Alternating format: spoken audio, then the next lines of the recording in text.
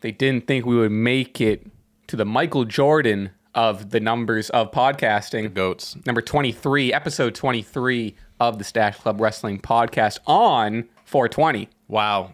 Isn't that crazy? Happy 420 to everyone. Hey, if you got them, smoke 'em. Light it up for SCW.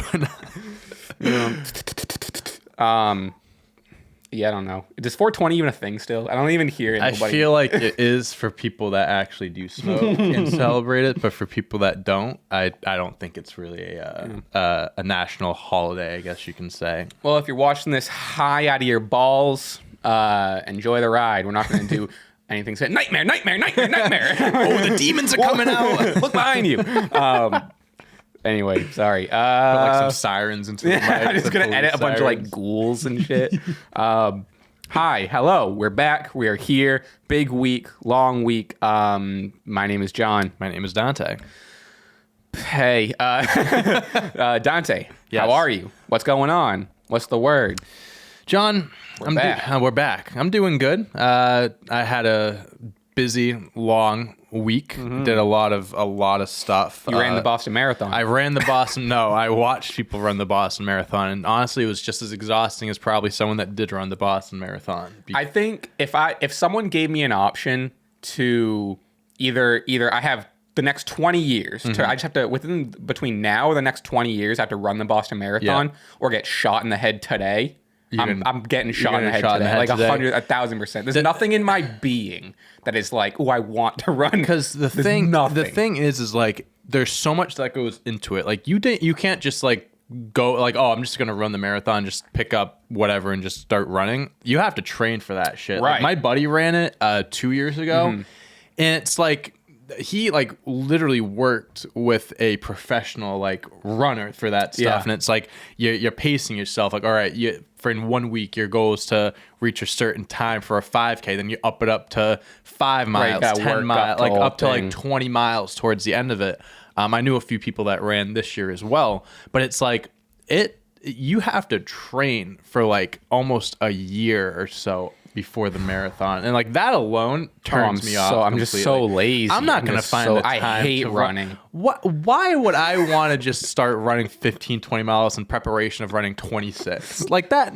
Listen, all respect in the world to people that do it. I think it's an amazing accomplishment. It's fine, and like it's cool, like you get a medal after and stuff. But like it ain't for me. It literally isn't. Then I hear like these stories. So I went to the marathon and I went with my girlfriend, her family, and like one of the guys talked about how his toenails like literally just like came off during it, and like people have like, I go into the bathroom, some guy walks in that just finished, and like his shirt like all just blood all around his nipples and stuff, and it's like, oh, there's a ghost. Oh, it's a ghost. Something just it's just like these people put themselves through hell to do it. Good. And again, like, I love being comfortable. It's like, bro, I feel it. Like, it's a big accomplishment for you, like training your ass off for it and finally doing it. But like, it ain't for me. So yeah, and the weather was also shitty. So imagine training all that just to run in like the rain and cold and stuff. Can't even enjoy the nice day. Can't even have like a nice run. But no, it was fun all around. Went to the Red Sox game. Huge. On Sunday. So I went out to breakfast the morning of, and so the game was at 1:30, right? Okay. So, and it was... Oh, rain delay, right? No, so that was Monday. Okay, that was Monday.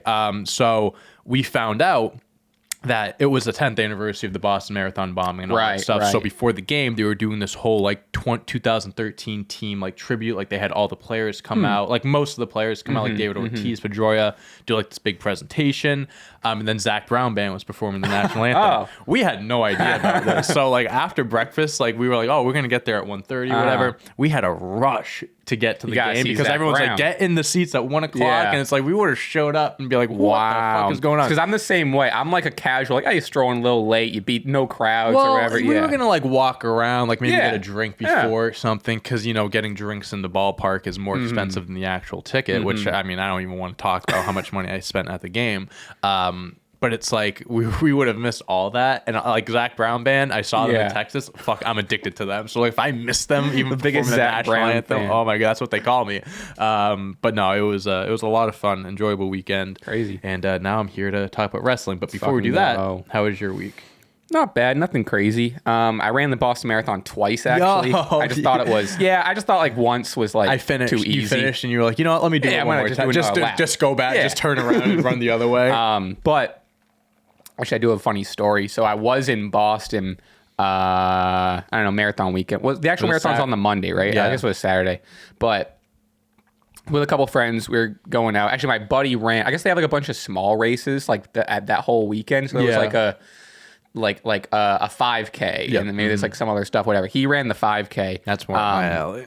Yeah, it's definitely the easiest. Exactly. I think it's 3 miles, but anyway. Okay. So he was like, oh, like I'm gonna be in the city. Let's get like beers and like whatever after. Anyway, all that is pointless. But we got food at this one spot. I forget where it was or what it was called, but we got food at this one spot, and it's like at the counter. Like you order at the counter, you go and like sit down, and I'm ordering. I get me a chicken sandwich. Come on. With I got the onions, the lettuce, the cheese. No mayo, not a mayo You guy. put cheese on chicken? Yeah. What kind of chicken sandwich was it? Like crispy? It's like a fried chicken sandwich. Oh, I don't put cheese on like on fried chicken. No. Huh. No. I don't think that's a weird thing. No, because like at like Chick-fil-A, I kind of get it. like on their deluxe chicken sandwiches, they put cheese on it. I always ask for no cheese. I don't know. It's just a preferred I don't thing. blame you. I don't think it needs the extra added thing. But hey, honestly, I'm with you. That's why I take take the mayo off. I don't think it needs there it. you go. You know what I mean? There you go. Fair enough. But anyway, so I got that, and the guy behind the counter is taking my order, and he's unenthusiastic, which I don't blame him. He's just doing his job. Yeah, Unenthusiastic guy, and I get this, and I get a beer with it too. What kind of beer? They only had like the Allagash in a can or whatever. Okay. It was just like whatever they had, and so he takes a step to like get the beer or whatever, and after I give my whole order, and he goes, "You should have got Goldberg." And I was like, what? I was like, I should have got what? I thought maybe he was thinking like a beer or because the order you got, it would have been cheaper to get the combo or like some shit like that. Yeah, you know what I mean? Yeah. And I'm like, what? And he goes, your video this morning, I'm a fan. And I was like, oh, so that was the yearbook photo video. Yes, came out that morning. You texted me. Oh, did I? Yeah, you did. Mm-hmm. That's that's awesome. That's such like a weird way to be like, what the fuck are you talking about? It was clever on his part. No, definitely for sure. Yeah, I thought it was funny. I like that. But so anyway, we get our food and stuff. His name was Tyler. Shout out Tyler. And we're sitting down, and I didn't really pay attention. And all my friends got food too, and they're sitting down. And then one of them goes, "Hey, I got a 20% discount." And then my friend Spencer next to me goes like, "Yeah, they gave me 20% off too." And they also looking at their receipts. Tyler hooked up me and everyone I came with a 20% little discount. Damn. I don't know if he was supposed to do that or if his boss is watching, but he might not have been, allowed to do that. Sorry, Tyler. Fired. But shout out Tyler for hooking it up. And then now I'm sitting there like I'm like what else you guys need? I that's what I'm saying. I'm gonna feel like the fucking mess. Oh, we can go down to Patagonia or some shit and get a little 10% off a fleece, or what do you need? That's sick. That's very cool. I felt like the fucking guy. Thank you, Tyler. Appreciate that. That's very cool. All right. There's our annual weekly 10-minute intro. People say they like it. I remember we mentioned at the last episode, like I'll do timestamps so you can skip over, and people are like, one of the best parts of the podcast. Something to keep in mind. Something to keep in mind. I don't know. I like it for sure. Kind of cool idea. But all right, wrestling. So we have some news to cover. This is like news, but it's not news. It's been news for a year, but I figured we haven't mentioned it recently. A lot of CM Punk return rumors. It's at this point, it's basically all but confirmed he's gonna return to AEW eventually. At some point. Obviously, no deal or whatever has been made. I don't know.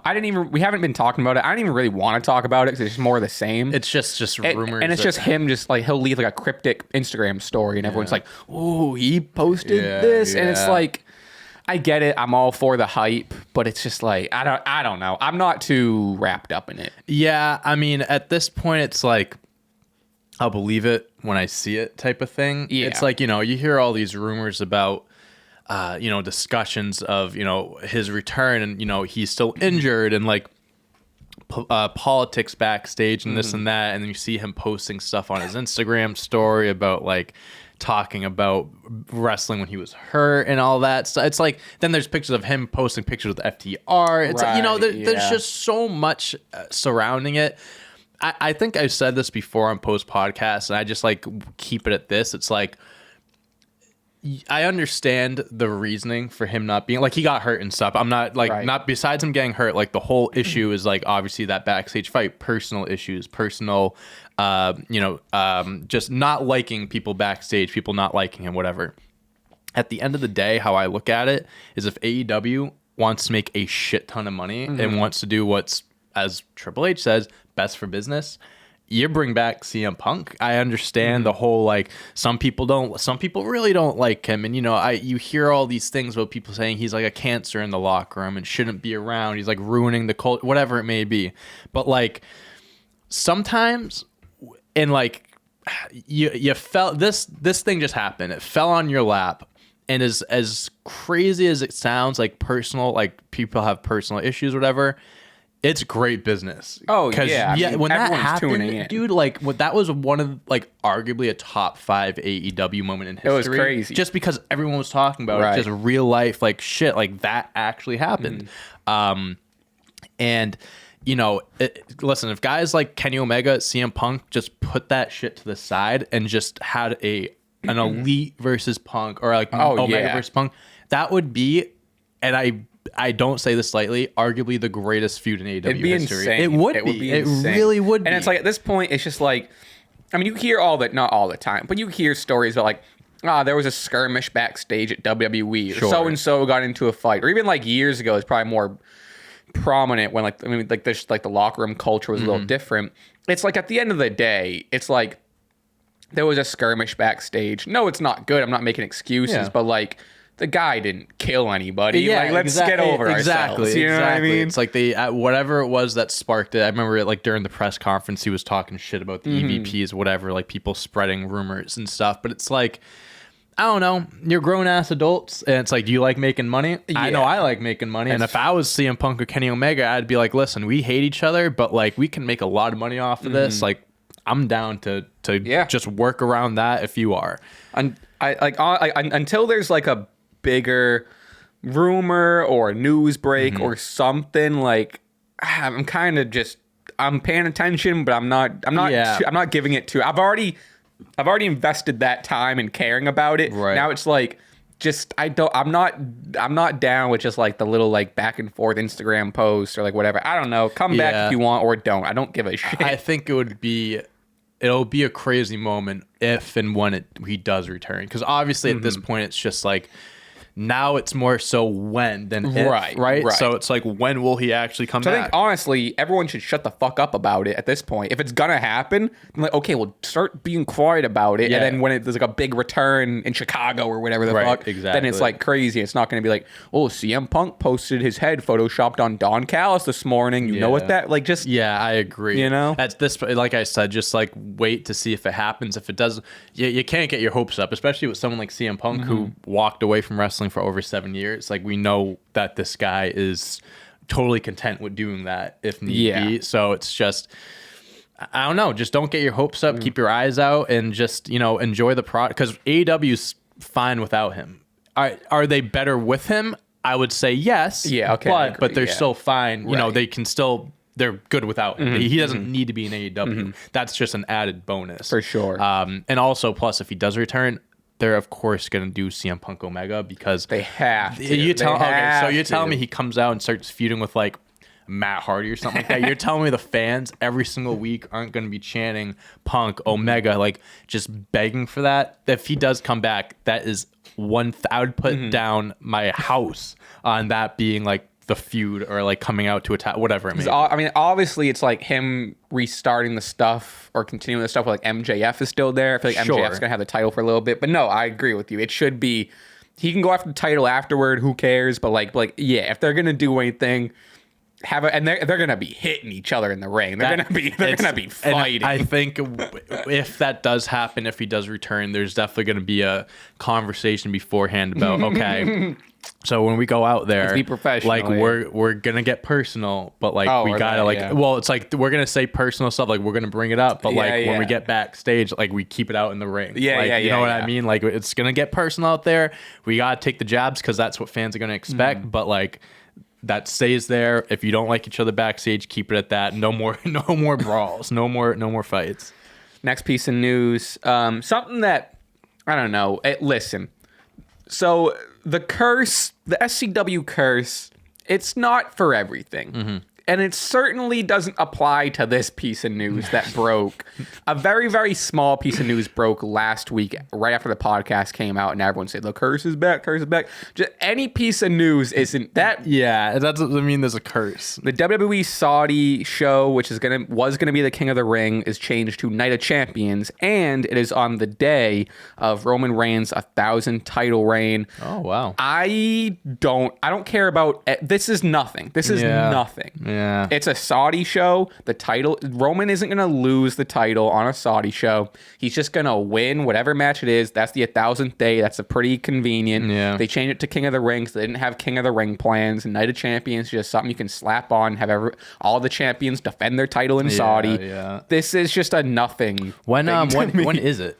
The event? Question. I think it's I want to say it's end of May, but I could be wrong. WWE 2023. Let's see.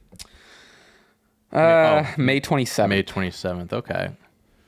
All right. So about a month and a half away or something. Yeah. I mean, King of the Ring's cool. It's a great concept. It's awesome. But like, if you look back at least the last few years that they've done it, it doesn't really mean anything. Like it's just a guy wins a crown. Yeah. I loved Woods and Zelina winning. Yeah, but like they didn't do anything. Right. It didn't do much. So you had Baron Corbin. So they call him King Corbin for a little bit, which was fun while it lasted. Then it got stale. I hate that shit. It was like when someone wins, now they become King Blank. Yeah, like Nakamura won it. Like King Nakamura is a cool name, but it's like all it does to you, like I said, you get a cape and you get a crown, and then Woods won it, and then one episode of SmackDown, he's like facing Roman, they were feuding, and Roman just takes his crown, and all of a sudden, that's it. Like no more mention of King of the Ring or Woods being the king, whatever. Zelina winning it was cool. It's like a cool concept. All if it does means now anything. is just change your gimmick for a couple months. Yeah, literally. It's like it doesn't give you a like a title shot or something like that. Like years ago, it meant something. Like when Triple H was winning it and Stone Cold was winning it, and I think Brock Lesnar won it, because it like was basically that moment. Because like Steve Austin, when he won King of the Ring, that's when Austin 316 said just kicked your ass. Like that's supposed to be like a big moment for your career, a boost you, like a career making moment, and that obviously Baron Corbin and Xavier Woods, Nakamura wasn't career making moments. So yeah, like you said, I could care less. I mean, I like Night of Champions. It's a great concept. I mean, every pay-per-view should have every title defended. I mean, that's just how it should be. But I mean, like, if this is their way of being like, okay, no, this time though, we're really gonna put all the belts on. Like, sure. And, like, if anyone thinks for a second Roman's dropping that title on the 1,000th day in Saudi I mean, he's just gonna face whoever the fuck. Yeah. Usually for those events, they kind of. He faced Logan Paul at the last one. They kind of put like not a celebrity, but like someone like that they want to see, like the Saudi Arabia crowd. It's a very handcrafted marquee. It's supposed to be a fantasy type of show. You know what I mean? So they're probably gonna be like a fantasy matchup, whatever it is. Yeah, I mean, they could definitely revolve around the whole, like, oh, like, I'm ending, like, this person's going to end your reign on 1,000 days. Like, the story, like, sure, you can build up to it, but I agree. I mean, at this point, and we've said this, Roman isn't losing one of those belts if it's not on a, we said WrestleMania, I'd be convinced SummerSlam. If it's not one of those, he's not losing his belt on besides either of those pay-per-views. It just, it would be too lackluster. Imagine if in Saudi he loses the title. That would be nuts. It'd be crazy. Yeah, I mean, it's just, I don't know. I won't say it would be pointless, but it's like, that would be kind of like underwhelming for like how long his reign has been, like how important it's felt just to lose it. Especially when they had the WrestleMania moment like months They could have had the WrestleMania moment months prior. Just for him to lose it less than 2 months later at a random Saudi show, like, no, that wouldn't be a smart business decision. So, well, it's just, we'll see what happens, I guess. WWE reaches a new deal to allow wrestlers to stream on Twitch again. Saw that. I mean, how it always should have been, honestly. Yeah, I guess, like, the deal is, I was kind of reading into it, and I guess, like, I guess the WWE, it's a deal with Twitch where now like WWE gets a cut from Twitch. Nothing comes out of like the wrestlers' pocket. So the wrestlers are still going to get what every other streamer would get, like the same percentages, same this. But Twitch and WWE have a little behind the scenes little handshake deal or whatever. I mean, that's how like WWE had like they banned it a few years ago, and I think it was like kind of a deal where it's like if superstars did it, WWE would take a large portion of what they would get and stuff. But it's like I don't understand why WWE. Well, I would. Vince McMahon is just outdated and just a piece of shit in general. Triple H, not so much. It's like you should want to allow your superstars to have these platforms because it gives them more of an opportunity to get themselves over and like, you know, be interactive with their fan bases and like, I don't know, I think it's just good, good business in general. And plus, they're all private contractors, so they should be able to do what they want. It's not, it should be. It is WWE has like which AEW doesn't do any of this, and I think they should get their props for it. Like WWE has like for having all private contractors as their wrestlers, but they have all these rules like okay, but you can't do this, or you can't do this, you can't do this, bullshit. And they're not. You know what I mean? Yeah, I mean, hopefully this is kind of like the first of like them treating wrestlers better in a way where it's like you're able to do more things on your own, whether it's other platforms, whatever it may be. But yeah, I mean, I think it's solid. I mean, a lot of wrestlers are very entertaining when they get the time to like, you know, express themselves and have their own platform. So it'll be cool to see superstars back in the swing of that. Last piece of news or rumors, whatever you want to call it. There's an AEW brand split rumor. I don't know if you heard anything about that. No, I haven't. So there's like a lot of rumors and a lot of stuff going on where like AEW might be either adding another show or changing Rampage to make it a separate brand.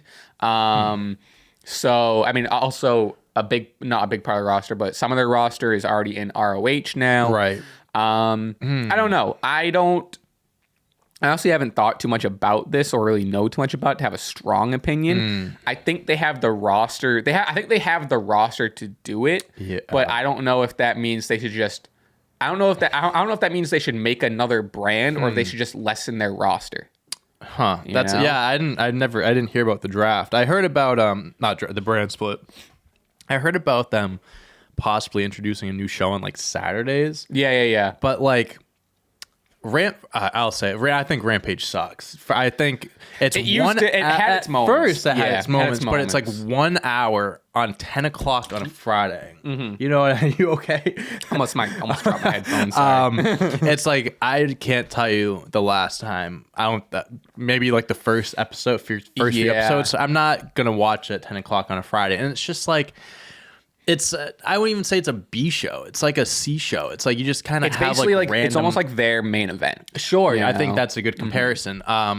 But like I don't think they should introduce another show and have it be 3. I think that's kind of ridiculous. I think that's too much. If you want to like replace Rampage with this show on a different day, whatever, I think that would be a better idea. I do agree. I think they definitely have the roster size to be able to do a split. But then you got to think like, okay, 2 shows.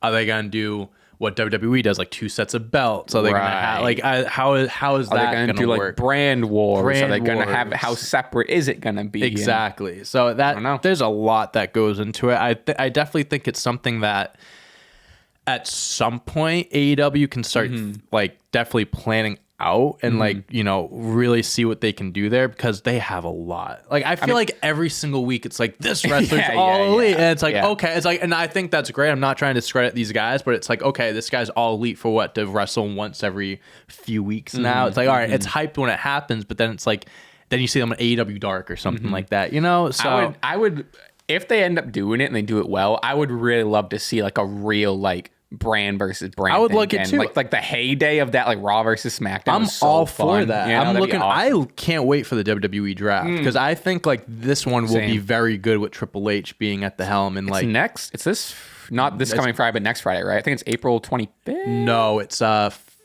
May. It's in May. I think it's the first or second week of May. It starts on SmackDown.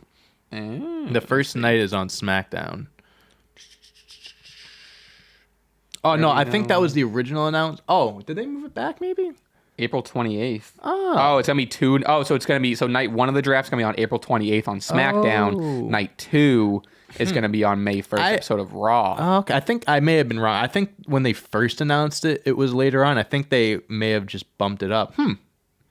Oh, yeah, sooner the better. I'm fine with that. But yeah, the first night's on SmackDown, which I think is kind of like, it makes sense because first overall pick, it's definitely going to be Roman. Sure. He's been on SmackDown for years. Yeah, Fox. And it makes sense. But yeah, I think I would love the idea of AEW doing it at some point. Again, they have so many people. I kind of thought that that's what they were just going to do with ROH. I thought a lot of AEW guys were going to go there. You know what I mean? It would be cool. Honestly, like if they just did that and made ROH more of like an established brand. Make it like a WWE WCW thing. Right, ROH versus AEW. And like, ROH is sick of being the second fiddle or whatever. Like, that would be really cool too. They could do it, but I don't know. AEW has options. That's the one benefit of having a shit ton of wrestlers on your roster is that you can play around with this stuff, but you have to do it the right way. Yeah. So yeah, who knows? Might even not happen. Who knows? Yeah. Really. I mean, I've never heard of that before right now. So, all right. Let's dive into the weekly shows. We're in kind of, a lot. I say it every week, but a lot of what happens on SmackDown kind of breezes into Raw. But we're going to touch on SmackDown. First and foremost, Xavier Woods defeats LA Knight. They had a little feud about like a video game or whatever the fuck. But mainly, LA Knight's on a losing streak here. And as two notable, famously, LA Knight defenders, advocates, Yeah. I was kind of looking like online, like some like the general opinion is like him and a lot of other people at this point are just like, they're just on hold till the draft. Exactly. So that's like, how I look at it. I think it's just when post-Mania, before the draft, it's like you don't want to throw someone into a feud, right? And then that gets split up, gets messed up in the draft. I think the draft is, and from I've read this online too, I guess like this is like this is the true beginning of the Triple H era in WWE because we kind of said like when he took over around SummerSlam, it was just kind of like here you go, this is what we've been doing. Right, now you got to work with it. But now it's like, okay, you have a draft. Now it's he basically gets to play my GM mode. Honestly, he gets to start and draft. Genuinely, it's like hard reset. You get to pick out who goes where. You get to figure out the feuds, potentially new belt, whatever it may be. And I think that a lot of superstars or a few superstars like LA Knight who are just kind of like floating around, nothing going on. Bobby Lashley could be another good example right now. I mean, he's just kind of feuding with Bronson Reed. These people are going to get those new pushes, those big pushes afterwards. It's like right now, it's like it's a weird time. I think that's why like him and Xavier Woods just had this like 2-week little feud, and it's like, okay, we have that. It's something to have on TV. Yeah, exactly. I don't put much thought into his losing streak. I think he's only won like just maybe won a handful of matches since being on the main roster. Honestly, he beat Rey Mysterio a few weeks ago, but it was like a roll-up thing. He can lose a million matches in a row. His first biggest main roster feud was with Bray. Yeah. So, yeah. Weird. We'll see what happens. With that, Xavier Woods won. He's backstage. Him and Gunther get into it, and basically it's going to be Xavier Woods versus Gunther for the IC title next week. I'm cool with it. Again, kind of just more what we were talking about, just stuff to do and keep people on TV until the draft, it seems. Yeah. I'm all for, I'm a big Xavier Woods fan. I'm all for him. I mean, obviously he's not going to win. I know he's not going to win, but I'm all for him getting title shots and in the spotlight and being on TV and cool, awesome. I like just Gunther just defending the belt on like exactly. Again, it just he's defending champion. He's going to go down as one of the best intercontinental champions, at least of this generation. So I like seeing that he's like facing new competitors, different people. I think it'll be a fun match. Shinsuke Nakamura returns and he defeats Madcap Moss. Amazing. I mean, just like, I missed this entrance. I missed Nakamura. The camera angle, I think the 8K camera, whatever they call it, dude. They brought that back. So perfect. He's so, I love him. His attire is insane. And then now looks like he's going to face with Karrion Kross, which I hate. Yeah, I think that's another guy that's kind of like also just waiting for the split. So Nakamura is great. Love seeing him back. Madcap Moss, I think, might be the most generic wrestler ever. And I mean it's just that kind with of all due respect. Like his entrance music is generic. His attire is generic. He comes out doing this like thing and he kicks it down. I'm like, what was that?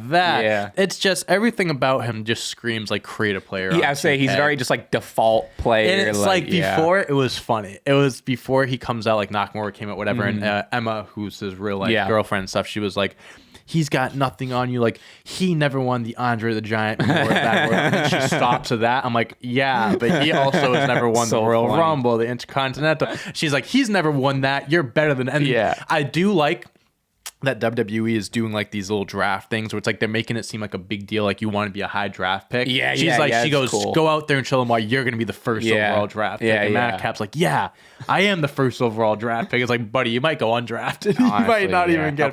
He'll probably, you know how like before they do like the rest of people just on like WWE.com. It's like, here's the rest of the draft. Like he's going to be one of them. Again, I think like he's got a cool moveset. Like he's not like irrelevant, but like he's just he's solid in the ring. That's the thing. It's just you look at him and it's just like he is just one of a million. Like it's I don't know. There's nothing that really sticks out for me personally. I kind of wish they just saved his return for the draft. Nakamura. Oh, Nakamura. Yeah. Because like I mean I get it. Like it's 2 weeks at this point. What are we? A week before? 2 weeks before?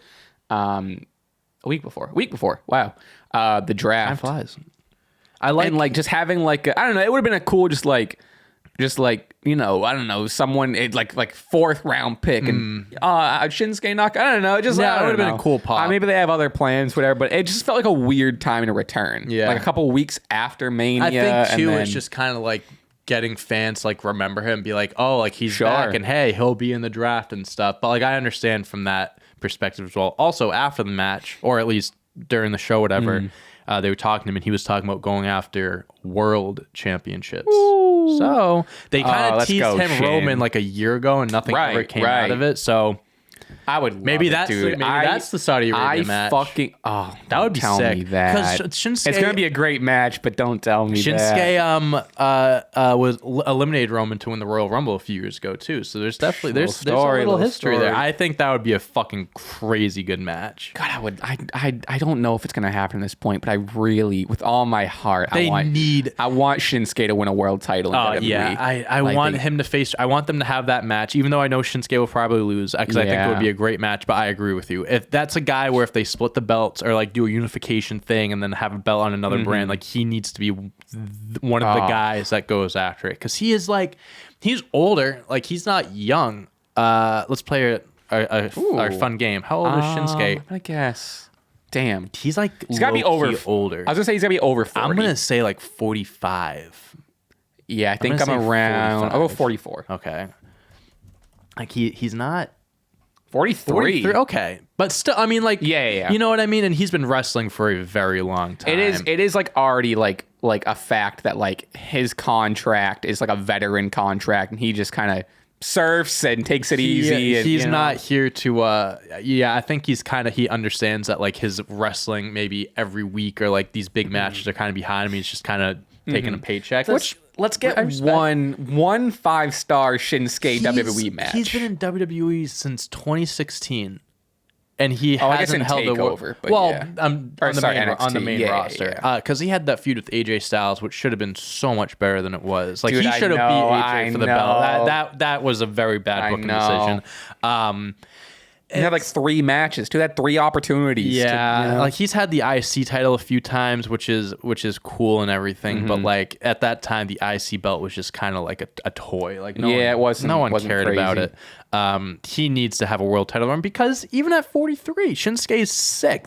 His entrance, his attire, everything. We've talked about it. I'm done with like the old versus young rhetoric, where it's but so-and-so shouldn't win to give all these young people a shot, and It makes no sense. With that logic, I would stop watching if they chose like oh, Austin Theory is 23 years old. He should beat Roman Reigns for the title. And then Shinsuke Nakamura never gets a title run. I saw this about LA Knight was the same thing. Like LA Knight can't be a star because he's 40 years old. Cody Rhodes is 37. Seth Rollins isn't too far behind him. And Roman, they're all like high 30s. And they're the best stars in the company. Age in wrestling, age. It's also not, I guess for like sports, it's a different conversation. High 30s isn't old. This is different. High 30s is not in old. wrestling, high 30s is like your prime. Yeah, honestly, Rey Mysterio is what, 49, 50 years old? Bobby Lashley is 45 and looks like he's in better shape than when he was fucking 25. Damn true. You know what I mean? True. It's like the whole age thing is just Drew McIntyre. Grant Drew's not like super old, but I guess like he's in better shape now than he was when he was young. Gunther is 35 years old and he's just like hasn't even entered like anything. He Looks does. young. He does. And it's like he's still like a year or two away from hitting that main event level. You know what I mean? It's like, and of course we want the young guys to get their shot or whatever, but like if a 43-year-old Shinsuke Nakamura is more entertaining than Joe Schmo being called up from NXT, I'm watching Shinsuke. Yeah, like, I'm not just gonna like someone just because like they're the young guy who's like okay. Wrestling and like stuff like that shouldn't be decided by age. It's about the storyline and what's the story that's being told. It shouldn't have anything to do with age. If you actually did like an average of like the top stars in WWE and so how old, I bet you it's gonna be right around high 30s, low 40s. Like I guarantee.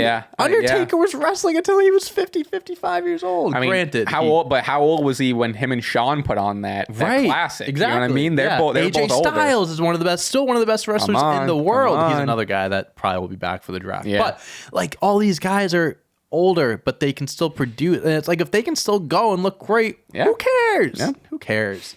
Monday Night Raw. The Bloodline start out.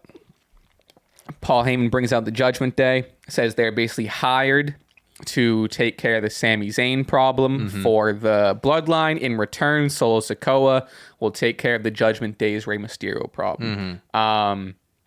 This was I almost I don't know what I want to say here. I didn't love this.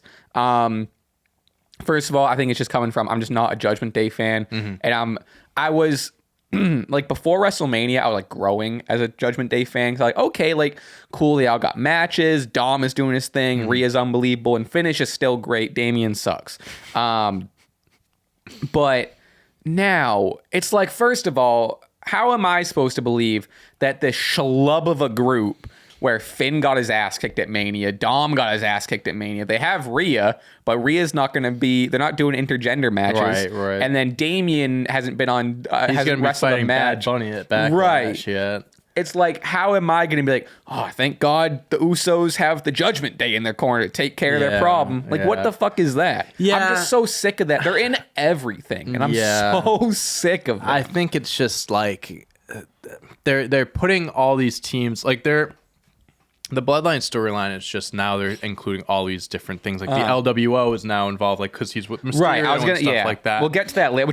All that I love, but yeah, it's just it can be hard to keep up with all this. There's like so many moving pieces. There's so many people involved in it now, and it's like I like the idea of it. I just don't think it's gonna work. Like I respectfully disagree with you on the Judgment Day take. I do like the Judgment Day, just the idea of it. Like I love Finn. I think Rhea's great, Dominic, whatever. I do agree. I think Damian's boring. Like he's just like there. Like he's supposed to be the muscle or whatever of the group, but he doesn't like win. Like he's just This put Rhea took on because like when Rhea was staring down Solo, she hit Kevin Owens like at the end clothesline and whatever. But it's like I just don't know if they're the right. I'm open to the idea of like a Bloodline Judgment Day thing, but not a whole Judgment Day helping the Bloodline and like that type of shit. Like I don't know. Yeah, it's like, that's what I'm. It's like, why do they need the Judgment Days? Yeah. I don't You're know. the Bloodline. You're so this and that. Why do you need help from someone else? I don't know. It's I'm starting to worry that they're kind of like Roman's still doing his thing. Like that's fine, but now it's just like everything else is just kind of like they're just I mean, because week by week, but like they're kind of. It's definitely not as what's the word? It's not as prominent. Like, it doesn't feel as important. Right. I as mean, it now once that like, was. though, I mean, the story, the biggest story's over with Sami and Kevin Owens, and granted, they're continuing the feud. And they got Riddle and stuff. They're gonna do the triple threat. I hate that Riddle's involved. I hate that Riddle's involved. Like, there's so many people involved. Like, Riddle's involved. The Judgment Day, the LWO. Like, there's just so many moving pieces. And I understand they're gonna do Owens, Sami Zayn, Usos for the belts in a few weeks. I think it's on the draft night. Oh, cool. But like, it's just, I don't know. It's hard to keep up with. There's just so much stuff going on. Moving into that, Solo defeats Rey Mysterio. Fun match. Now, kind of going back on what I was saying here, the one bright spot. I shouldn't say the one. There's a few things, but like, and people might disagree with this. I tweeted about this and people didn't like it. Oh. I do like how they're building up Solo. Because he's winning. He's like beating big names. He's getting big wins, and they're making him look like a monster. He's at this point, he's like, if you look at like a video game, like who's better, who's stronger in the bloodline, I'd argue Solo is now looked at as stronger than the Usos. I mean, the way they're booking him like he's winning, the Usos are losing. Yeah. So I think, like, and this could be like a big, like, they're, obviously building up, he's a young star, building up his future, like, getting these wins under his belt. I think they're kind of setting it up so eventually when the bloodline does turn on Roman, because I think at some point that will happen. Right. Solo is going to be a big enough dominant force to be like, oh, he can, like, he's going to take out Roman and fucking kill. You know what I mean? Because especially at Mania, like, he walked out with Roman. Right. So he's like Roman's bodyguard. But like now they're making him like a big fucking threat. And he's having these big matches with like Kevin Owens in the main event of Raw. And this like he beat Rey Mysterio. Exactly. It's like no. So I agree with you. I think he's being presented as like a top guy. And that's how you build stars. Yeah. That's how you build stars. Yeah. So I don't know if people don't like, new stars being built up or whatever, but like this is how you do it. So I like it. You have to give young guys opportunity. You did. Hey, that's what they say. Yeah, I guess that's all the notes I had for that. Okay. Bianca Belair defeats Dakota Kai. I kind of put nothing crazy. Solid match. Everyone looked good. Love that Dakota's getting her shine. This is just kind of building up a lot of like, I think Io Sky is getting a title match. That's still unsure. I think that's what it is. She won that triple threat match. I think that was a number one contenders or they made it. I don't fucking know. And then, so it's kind of led to, okay, well, let's see if Dakota Kai can beat Bianca, not for the title. And then I guess this all kind of like Bayley is frustrated that Dakota's losing and blah, blah, blah. They're definitely getting split up in the draft. I think something's gonna happen. Yeah, there. I don't think that it's gonna either be a split or they're getting split in the draft or someone's turning or whatever. Bayley's gonna go solo. Maybe Dakota and Io stay together. Yeah, Io goes solo. Who knows? But the cracks in the damage control are there. They're forming the cracks in damage control. It's just like the bloodline. It's just like the bloodline, if not better. I like these, like Dakota and Io getting their one out, like their solo matches. Like they're not teaming up. Like they're a great team and everything, but like they're also amazing individual stars.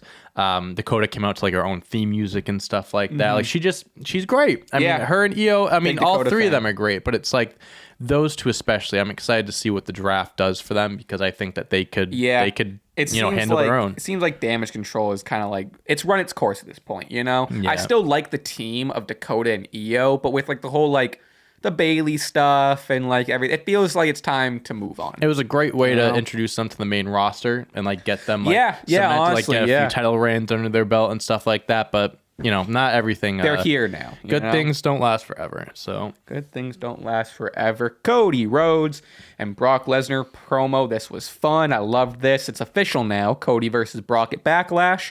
I think the highlight of this whole thing was Brock coming out in that fucking coat. Oh my god, he looks like Clint Eastwood. I'm watching him. It's like John Wayne. What does this guy remind me of? He reminded me of like an Undertaker, like even like an Uncle Howdy wearing the jacket. Yeah. Like that's just the type of look it was. I was like, this guy looks Wild like a West serial killer. Rock, bro. This guy looks like he just got back from like slaughtering a family or something like that. He's like this, like the stereotypical like dark cowboy and like the going against. He's been a cowboy the last year and a half, but he's been a good cowboy. Now he's a bad cowboy. Cody Rhodes would disagree with you because he said, "I grew up around real cowboys." You're not a real cowboy. You're a coward. Oh, Woo! what a line. What a bar. I was watching this. I was home for this. I was picking up something, and I just stayed watch Raw with my parents, and my dad started cracking up at the cowboy line. He was like, "What do you mean you grew up around cowboys? What are you talking about?" I grew up on a ranch. But I mean, this was fun. Brock comes out, it kind of antagonizes him. I guess, kayfabe, Cody's not cleared, according to Adam Pearce, all this, blah, blah, blah. And they do the whole security. Cody tries to get Adam security, whatever. But I loved seeing Cody just beat the fuck out of security. Like, that was great. You love a good security beat down. But fun. I mean, this is like, it built to, we talked about this for weeks. It's just building to the first. This is Cody's first adversary before, on his road, whatever. I mean, it should be a great match. I mean, I'm looking forward to it. I'm really looking forward to it. Another thing about this, and this is just like I tweeted this, and it was another thing that people didn't like. But like, it's like a personal thing. I love making enemies on Twitter. I love making more enemies than friends. One thing about Cody that it doesn't. It's a personal thing. It's like not something that irks me, but it's like he says the same thing every week to start his promo. What do you want to talk about? I hate what do you want to talk. I don't like it. Like, it's a running joke. I thought you liked it. No, I don't. I think it's so corny. It's like, if you every once in a while you bring it up, like, sure, but like every week it's like, so what do you want to talk about? I know what we're talking about. Brock Lesnar. It's like, yeah, then fucking just start talking. I thought I was alone. I didn't know you felt this people way. Like acknowledge me as stupid too. I'm like, okay, but we're not talking about Roman Reigns. No, acknowledge me is better. Acknowledge me is way better. Is better because it's more established. The whole. What do you want to talk about? It's like a running joke from like AEW or something like that. It was like a bit that he did it like once, and then now all of a sudden, because like when he did it that first time, it was like, oh, he's gonna talk about the backstage. Yeah, exactly. Like stuff. It was like a bit. Then he like turned it into his own thing. It's like, it's cool. Like every once in a while when it's something big, like he just like when he came back, he returned from WrestleMania, and the person in the back is like, "What do you want to talk about?" Sure. That's perfect. That's when you want to use it. Not every single Brock Lesnar beat the shit out of you. What do you want to talk about? Like we know what you're gonna talk about. Like it's just like, and he has that. I'm glad we're on and the he same has page that about smirk. that. What do you want to talk about? It's like I didn't know you hated it. I don't hate it, but it's just so like it could work if you didn't use it 52 times a year. You know what I mean? Every single week. Yeah, it's annoying. And again, people were like, oh, but this is stupid. I'm like, yeah, okay, we can have that conversation. But right now I'm talking about Cody Rhodes. I'm not comparing it to anyone else. But yeah, people were not happy. You might have to, it was on Monday. So you have to go back a little bit. What day would that have been? A lot of Celtics tweets on here. Celtics playoffs, man. Up 2-0. Shout out the Celtics. Oh, I'm not gonna find it. Oh wait, hold on. I think go up. I think we're getting close to it. Movie guy. Keep going. Keep going. Where is it? Keep going. I definitely passed it. Death taxes. This has to be. No, keep going. Oh my fucking god! It's coming. Celtics. Wait, hold on. Maybe not. Oh, here we go. Oh, there it is. All right. So I said, not as obnoxious as acknowledge me. Disagree with that.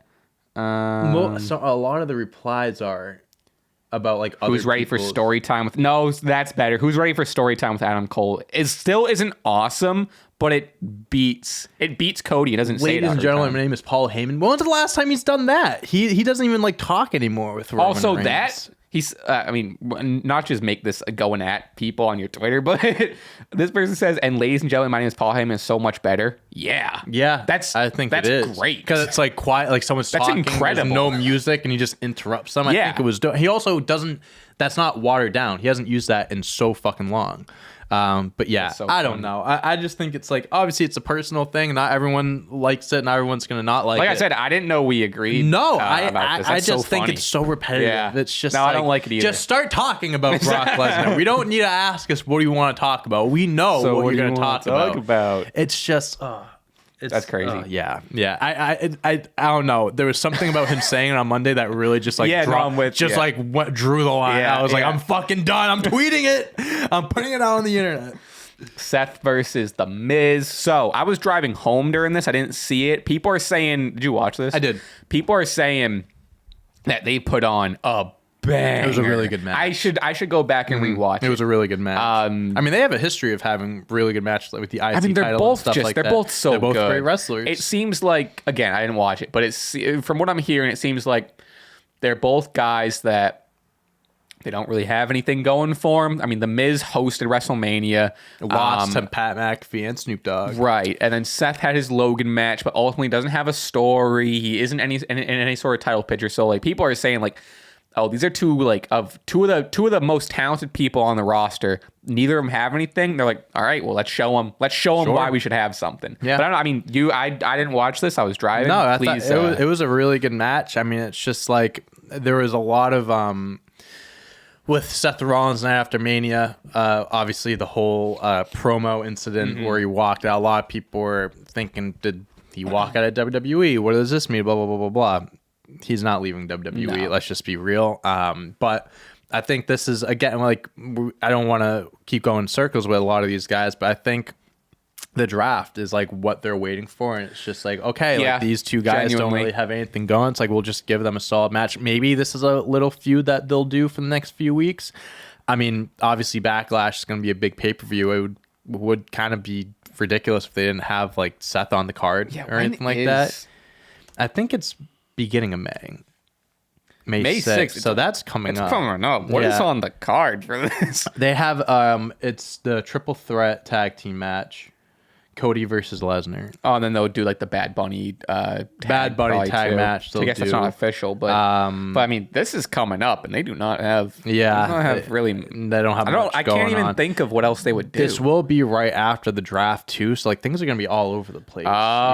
This is a weird. I mean, maybe there'll be an IC like title matches. Maybe Austin Theory will defend the belt. I know Roman's not going to be on the card. That's already confirmed. He's not wrestling. So. Weird. Yeah, I mean, they don't really have much, and it's sold out. It's in Puerto Rico. That's supposed to be a big deal. So I mean, they have to, Yeah, I mean, it's in this fucking stadium. Yeah, I mean, you gotta kind of, you really gotta build that up. But so far, they don't really have much announced. Yeah, like I'm like maybe they'll do Bianca and Io. Oh yeah. Oh, I've one match I think is rumored because they're kind of trading shots on like Twitter and stuff like that. Rhea versus Selena Vega, because Selena Vega I think is from Puerto. There's something going on. There's a rumor that she's going to be facing Rhea at I like Selena at that event. I like her too. I mean, she doesn't really she doesn't really do much. She's just kind of, I mean, she's in the LWO now, I guess, but like oh fuck, I keep going back. I was gonna see if any more matches or like rumors, but I just saw a Rhea Ripley Selena thing. Yeah, people are already making like little fan arts and stuff. But yeah, they don't really It's gonna be a weird show. It seems that they don't. I'm trying to see. There's nothing really coming up. So Seth. I mean, what's Gunther doing? Oh, rumor match card. Okay, this is just like I'm down to play. Oh, it's all bullshit. It's all. I mean, bullshit. Bobby Bronson Reed could definitely be something. Yeah, they'll do that. Look at women's tag team belt. They're not even the champs anymore. Lita and Becky. Oh, I guess they'll do Becky versus Trish probably. You don't think so? I think they should. I think they need to hold that off for a bigger event. Maybe like a Money in the Bank. I think that's a SummerSlam match, in my opinion. You think they're gonna drag that out to SummerSlam? It would definitely be dragged out, but like I don't know. That's a big match.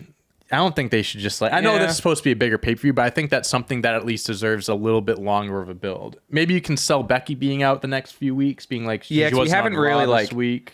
I think depending on what we see next week on Raw, because like we haven't heard from Becky yet. Also, apparently Trish was hurt during the WrestleMania. I saw match. that. So, she had partially torn something, like that. So yeah, I mean, they could have to push it off simply because of that, So this I just want to skip. I don't give a shit about this. Theory versus Lashley for the U.S. title. Bronson Reed interrupts. Was it for the U.S. title? I could be wrong. That's what I read. It might not have been. But again, I mean, it's like a nothing match. Skipping it. Speaking of Trish Stratus, kind of already talked about it a little bit, but she addresses the whole Becky turn. She says she was the one to take out Lita. we kind of already was talking about Trish versus Becky when, but one of my favorite parts of it was she says, "I am not a nostalgia act. I am not your childhood fantasy. I'm nobody's sidekick. I am the greatest of all time. I'm the single most important figure in the history of WWE." I love it. I think that was sick. I thought the promo was solid. A lot of people are like, "Oh, that's a generic heel promo, whatever." Like, shut the fuck up. They're piping in you're booze. Looking for you know that? Did they? Yeah. I, they're honestly, piping in booze. when she was coming in through the entrance, I was hearing that. And I was like, people are really booing her right now. I think because this is all stuff I just read online, but I think the crowd was doing a lot of what chants, and they're kind of masking it with booze. Yeah, there was one line too. It was like the WrestleMania main event, like Becky, Charlotte. Like she's the reason. She's like, you should have been chanting, "Thank you, Trish," and stuff, because I'm the reason. Like, I put them on the map and all that stuff. The women's division sucked before I. I mean, listen, there definitely was some truth into what she was saying. She definitely is one of the GOATs when it comes to the women's division and all that stuff, and just WWE in general, I believe. Yeah.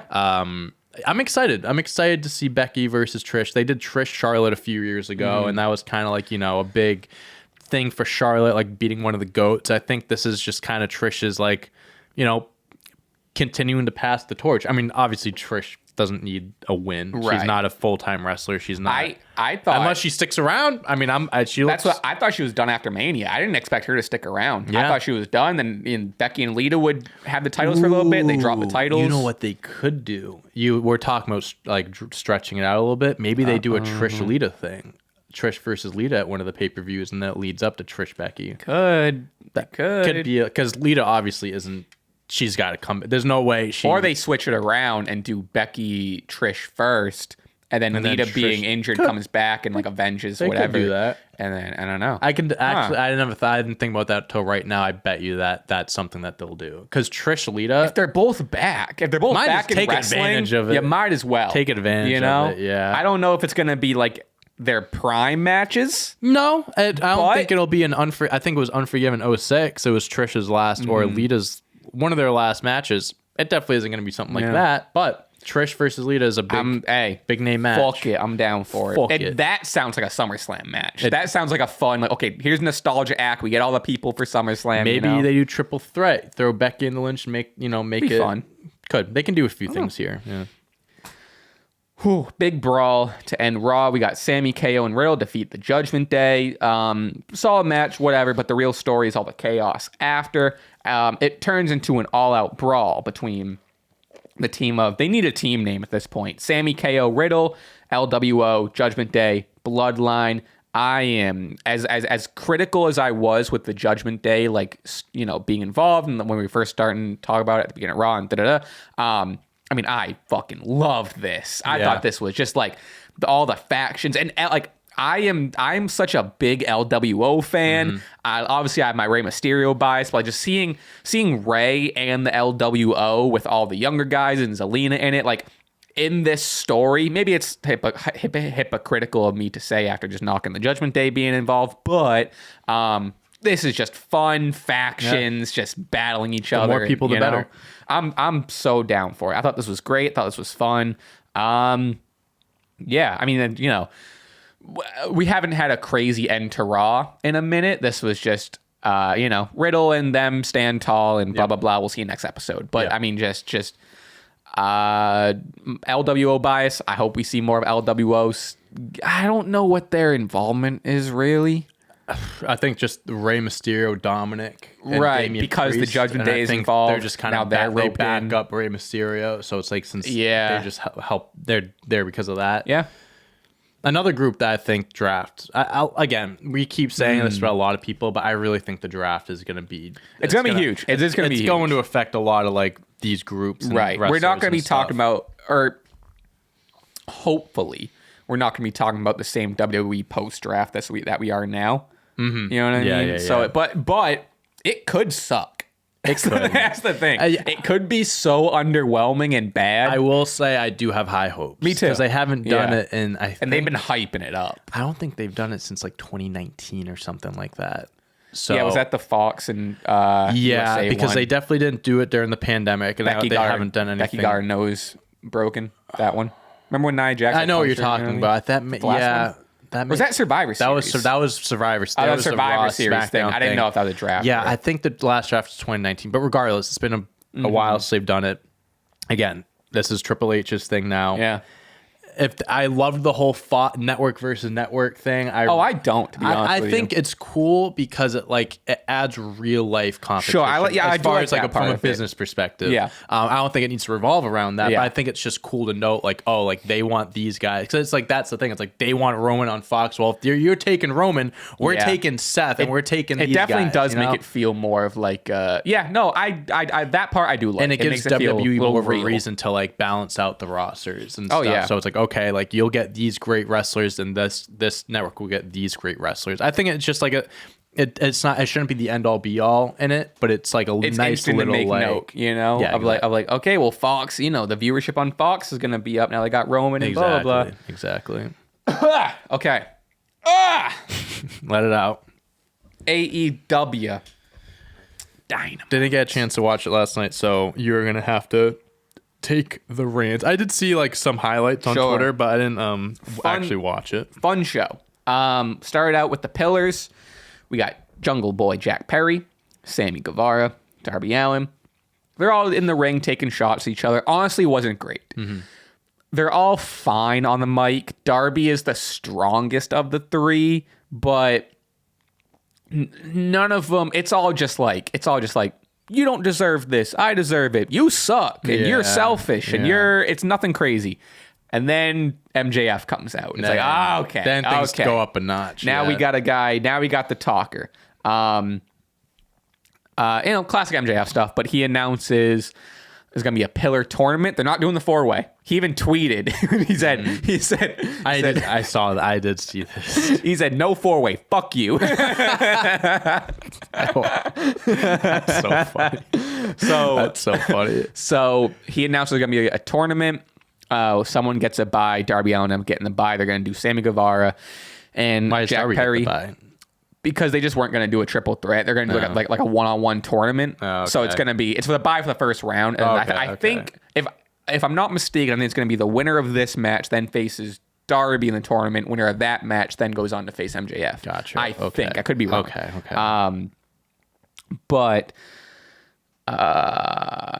Solid. I mean, MJF is MJF. Fun. Cool. We'll see what happens. I guess I'm fine with them holding off. I mean, they're definitely gonna do it. I'm fine with them holding it off. We've talked about that. I think you're just kind of like the all out or all in in Wembley Stadium. That's got to be the time that they do it, right? I mean, that's going to be one of the biggest title matches in the company's history, one of the biggest events in the company's history. Build up to it. Hey, maybe maybe he fights all three of them, sing one-on-one before it leads up to the fatal 4-way match. Kind of down for that. Yeah, it's honestly give them nice. all their chance, and like something happens along the way where it makes sense storyline wise, where it's like, okay, maybe he cheats to win all 3 times, and it's like, okay, you want to do that? Like the idea let's do the 4-way. So, and we got Britt Baker and Jamie Hayter defeat Tony Storm and Ruby Soho, aka 2 members of the Outcasts. Important to note, we are in Britsburg. They are in Pittsburgh, Britt Baker's hometown. Solid match. Everyone looks solid. It still seems they're just kind of like on hold with Jamie's title run. Like they're really focusing on like the Britt and Jamie and like their stuff with the Outcast. They haven't really made any sort of leaps of like the Outcast versus. When was the last time Jamie defended the belt? I feel like it's been she defended it against Riho a few weeks ago on Dynamite. Okay. But like I mean, granted, I guess because they don't have pay-per-views, they have pay-per-views so spread out. Sure, but like even still, it's still like. There's no feud. There's no. Yeah, we've said it. It just kind of feels like the reign has kind of hit a. It just hasn't felt as big as it once was. I still think she's great and everything like that, but I feel like it's just kind of like. I'd even be down for her just like keeping the title, but like they need a feud. They like give her something. Give her something. You know what I mean? Agree. And I'm just not really too hot on the Outcasts either. I don't think it's crazy. I'm not a big fan of them either. Wardlow enlists the help. Oh, we're not there yet. So he just enlists the help of Arn Anderson. Arn Anderson is back. Get the Glock. I know you're not happy. We'll get there. Don't you worry. I made a note of it. Don't worry. I said Dante is bored by this. But before we get to that, the Elite call out the Blackpool Combat Club, and this is the strongest thing to have. This is so. This is what I saw. This is what I was watching on Twitter. Is sick. So the Elite call him out.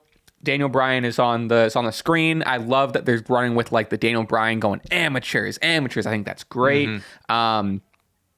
Blackpool Combat Club blindsides the Elite from behind. They're all beating the shit out of each other, blah, blah, blah. Don Callis comes out with a chair as if he's going to do something. Daniel Bryan kind of like, puffs out his chest at him. He leaves, brings out Takeshita to help the Elite. Sick. Maybe there's like outside of AEW storytelling that I don't know of, but I was surprised. I didn't expect Takeshita. We talk about this a lot, how like AEW like is good at introducing people to new stars, and like because that, as like a few months ago when Takeshita just became on the scene, like I was really won over, and I'm a Takeshita fan. Yeah. I think this is sick. Takeshita with the Elite take out Blackpool Combat Club, and like. So now it's like, okay, so they're obviously going to do some form of like whether it's blood and guts, they're going to do some big stampede, whatever they do. So it's like. Was Hangman involved in this at all? He was not. Okay. So now I'm thinking like if Hangman is involved, still involved, that's 5 on the Elite side. If he's out of this and Takeshita is in it, now it's 4 on the Elite side. So I'm curious.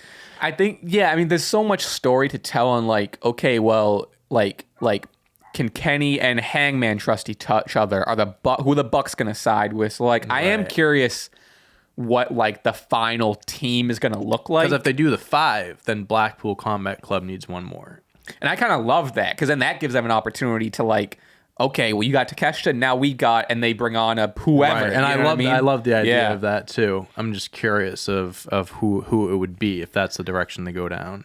Yeah, I don't know. It would have to be some sort of professional wrestler with like a hard-hitting guy. First name that came to my mind, there's no first name, there's no like connection, whatever. I was thinking like a Samoa Joe or something like that. I'm thinking like a heel, that'd like be sick. hard-hitting. Samoa Joe and like a blood and guts match would be fucking awesome. But that's just a random name I thought of. Wow. Yeah, I don't know. There's a lot going on. It is the best. I think this is like the best. It's the best story they got going right now. Sick. What happened? They wouldn't do this. They wouldn't ruin. I thought CM Punk, but they wouldn't. Well, yeah, I thought that too, but no, they are wasting it. You're wasting the return if you do that. I don't know. He looked sick in the jacket, though. He looked pretty sick in a Blackpool Combat Club jacket. But I kind of at first like I also kind of thought of that, and I brushed away pretty quick. But now that it's in the air. That would kind of down for it, because it does involve him with the Elite. Yeah, kind of down for it. Yeah, all right. We're just gonna kind of down for it. Let that float around. We'll let it simmer. We'll let it simmer. Here we are. This is where you want to get to. Wardlow defeats Powerhouse Hobbs and becomes the new TNT champion. Something we haven't seen before. Yeah, I'm kind of with you. Dude, talk about hot potato, bro. This belt is just it. It doesn't mean shit. This belt doesn't mean a fucking thing. And like, I hate it. I wish it did. It should be like a prestigious prized mid-card belt. And here it is getting traded off every 3-4 weeks. And it's like, I get it. There's like some history with Hobbs and Wardlow, whatever. But it's like they started building this up just a few weeks ago. And then first time, Wardlow wins it back. It's just, you make a big deal out of Hobbs winning the ring. The ladder match, wins the ring, wins the belt, like a career defining, just sequence right there, just for him to lose it again. And it's like, I don't know. It's not even worth talking about. It's just the same. I'm with you. Every single time that someone wins the belt, I guarantee you he's not going to hold that belt longer than 4 weeks. Guarantee you. Well, so just to kind of, get into what happened. He has Arn Anderson on his side. Cool. Love seeing Arn. There's a whole thing with QT Marshall. Who cares? Penta comes out, super kicks QT Marshall. I wasn't even really sure what Penta has anything to do with anything. I think there is some story there. Someone tweeted at me. I forget. But I love seeing Penta on my screen. But So Luchasaurus came out after the match, and Luchasaurus, it looks like He'll win the belt next week. He'll win it next week. I don't know when they're doing the match, but it looks like they're doing the next up for the TNT title is going to be Luchasaurus versus Wardlow. And just by the way they're building up Luchasaurus again, isn't he? It He's seems a like it's Christian gonna again. he's with Christian again. But now his look is sick though. Sure, I don't know if you've seen his look. That's fine. His look is sick, she is. you I know? love him, but. Yeah, they're gonna have him win it in the next 2 weeks. And it's, I don't know. I'm with you. I don't know anymore. Also, I don't think this is on the list of things. This is just like a personal thing. I really like. We're talking about Jamie Hayter, like feuds and stuff. When the fuck are they gonna let Jade Cargill like actually start competing for the world belt? Like the TBS belt, I get it, it's supposed to be the secondary. She's the only person that's ever held it. I mean, granted, I think she's been on Rampage. But yeah, what's her Ty Conti? Valkyrie, John Morrison's wife, the one that just signed a few weeks ago, the blonde. Sky Blue. No. Look up. Oh, I know who you're talking about. Taya. Maybe I'm not pronouncing it right. I think it's Taya Val. Yeah, Valkyrie. Yeah. Valkyrie. Oh yeah, because they're feuding, which is great. Like it's a fresh feud and stuff, whatever. But like, Jade needs to step away from the mid card, needs to actually go after the main belt, because at this point, like the whole thing is giving her this belt, giving her a chance to like get better in the ring, mic, whatever. She's great. She looks like a threat. She's got the look. She's got the support, whatever it may be. I don't know how long are they going to keep her going on this win streak. The win streak is great. I'm not trying to discredit that, but at some point you gotta elevate her. It's a TBS championship win streak. Like to her. I think it's the story should be like she beats her. Like any challenger that comes up, she's beating. Be like, I'm too good for this belt. I'm relinquishing it. I'm going after the AEW World. I think that'd be great. It's like I don't know, dude. It's just been the same old thing the last year or two, and it's just. It's run its course. Do you know where she's billed from? Taya Valkyrie? No. Slam Town. Nice. So Slam Town. Where's also, that? did you see it just says Slam Town. Victoria, British Columbia. Is that actually? No. Slam Town. Did you see, this is like super diverting. Do you know what, I don't know how like really in depth online you are. Do you know what Creator Clash is? I feel like I've heard of it before. So it's basically like, all these like, they've been popular in the pandemic, but like all like the celebrity boxing shows.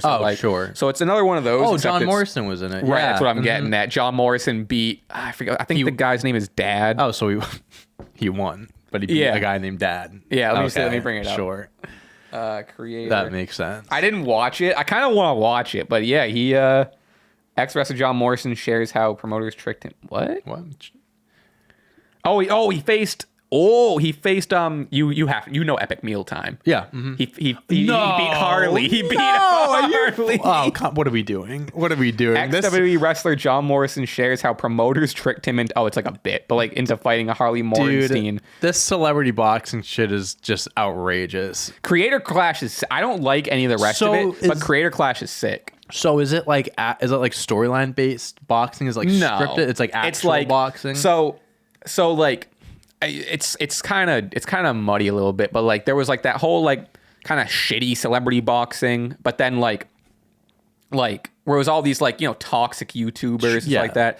But so a different side of YouTube with like guys like iDubbbz. I don't know if you ever heard of like guys like him are kind of like, okay, we're gonna do this, we're gonna make it good. Sure. So they enlisted people who were like more favorably looked on in like the YouTube community, like people like Michael Reeves and people from like I think there's some people, I could be wrong, but there's some people from like the Rooster Teeth stuff and just like more in that zone of the internet. But then they started getting, cause like, I mean, John Morrison just has his hand in, I don't know how he landed himself in this.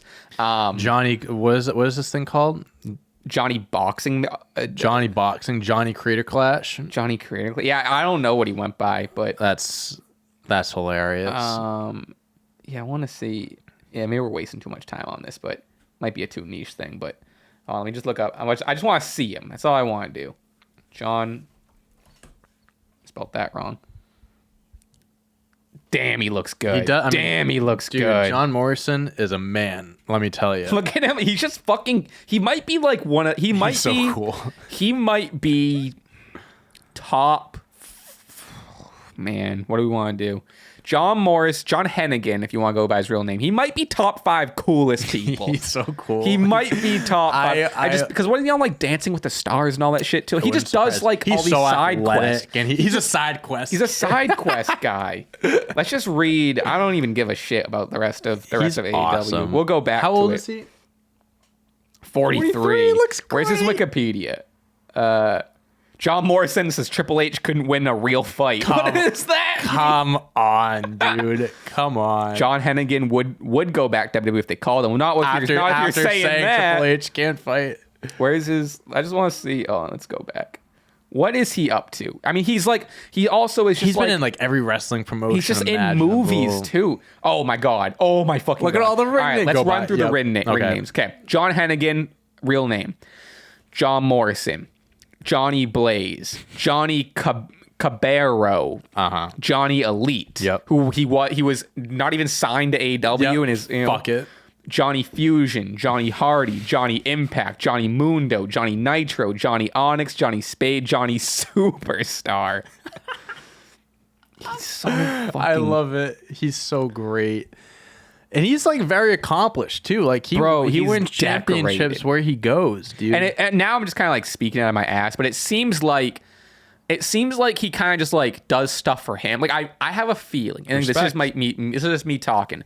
I have a feeling he leaves money on the table. Like, you know what I mean? Like if WWE called, like he could be back in WWE or whatever, but like something in me just says like, oh, he wanted to do Lucha Underground. Oh, he wanted to do. I think it's better opportunities to showcase like your talent and stuff and be able to like actually put on good wrestling matches. Because when he resigned a few years ago, it was just him and the Miz. Like he didn't even like really do much. He's in Major League Wrestling right now. Yeah. We lost to Jacob Fatu. Oh, okay. He had 89 days. I want to know what else he's doing though. Oh, look at exhibition boxing record. 1 win, 1-0 Harley TKO against the guy from Epic Meal Time. Let's fucking go. Bro, he was on Survivor too. Yep. Right. I remember he was on Survivor. That's fucking Bro, he awesome. might be... There's a conversation to be had that John Hennigan is in the top 5. He's so underrated. I'm just like, dude. he's very just like underrated. in general, like in WWE, like he's so accomplished, and like he's definitely someone that at one point should have had some sort of run with the world title, and it's like it's a shame that he never. He was in Birds of Prey, the fucking Harley Quinn movie. Oh, was he really? I guess so. He played Lord's Gang. Iron Sheik Massacre. What the fuck? I don't know what that is. He was in some movie called The Speed of Time as Johnny Killfire. Let's go. Bro, he's so fucking cool. He's so funny. Television? What's he on television? Glad you asked. Tough Enough. Yeah, Tough Enough. I mean, he's been on Lucha is a TV show. Oh yeah, he was in Shameless, bro. Was he? I guess. Have you watched Guardians of Justice? No, I haven't. He was in Sharknado 5. Yup. What the fuck? What the fuck? Ms. and Mrs. Are you smarter than a 5th grader? Bro, he's just like video game. He's in like video games and shit. What is this? Yeah, what kind of video games is... What? Wow, dude. He might be... He was also good friends with Shad Gaspard and still is with JTG of Crime Time, was part of the search team for Gaspard's disappearance. What the dude does everything. And look at all the belts. I think he was also like a black belt in karate or something. It wouldn't surprise me. He's like Hennigan was involved in an on-off relationship with former WWE diva and on-screen manager Melina. Oh yeah, they were together for a while. Right, the whole Eminem thing. Yeah. Wow. Yeah, let's go look at his WWE accomplishment. Impact Wrestling. I mean, look at just all this, like everywhere he goes. Championships in the complex. Oh my God, Lucha what Underground, bro. Holy shit. All right, WWE ECW Intercontinental Champion 3 times, Tag Team Champion. We're just going to include all of them. 6 times. Tournament Tough Enough. 2-time Slammy Award winner. You can't discredit for that. Tag Team of the Year and Best WWE.com exclusive. Come on now, the dude is so fucking awesome. And I love that, like him and I saw a picture the other day of just like someone had a wedding and it was like. Oh, it was. I would never invite him to my wedding because he would look better than me. He'd steal the show. Would, he'd show, and he wouldn't like try. It's not like he'd try. It's not like he would try to buy like a more expensive suit or whatever. He would just humble as can be. His aura, just being there. I'm like that's you know what, you want to marry my wife? Step in, take my place. But there was a photo. It was like the Miz. Oh, I'm gonna get. It was the Miz, John Morrison, like Zack Ryder, like Dolph Ziggler. Yes. They're all best friends. Yes, that's what I like. So fucking cool that they're just like all bros. Yeah. You know what I mean? Yeah, it's very cool. Wow. So that's our John Morrison segment this week. What is this? Hennigan was. Oh, we have a little bit more names on it says a note on the independent circle. Hennigan has used several names depending on the association and wrestling, blah blah, including Johnny Blackcraft, Johnny Down Under, Johnny Foxwoods, Johnny Game Changer, Johnny Progress, and Johnny Ultra. What does he fight at Foxwoods Casino, bro? Fucking Johnny Foxwoods. Yeah, what is Johnny? What? There's no way if I look up Johnny Foxwoods, I swear. he's coming up. Johnny Foxwoods. Oh. Johnny Foxwoods, aka they had to put aka John Hennigan. What is this? Beyond Wrestling? I don't even know what that is. Is that Foxwoods? No, shut the fuck up. We missed this. Are you kidding me? Dude, this when guy is there wrestling at Foxwoods? Yeah, what the fuck? Since when do they do that? That Bro. Johnny Rockets? they clear out Johnny Rockets. Holy shit.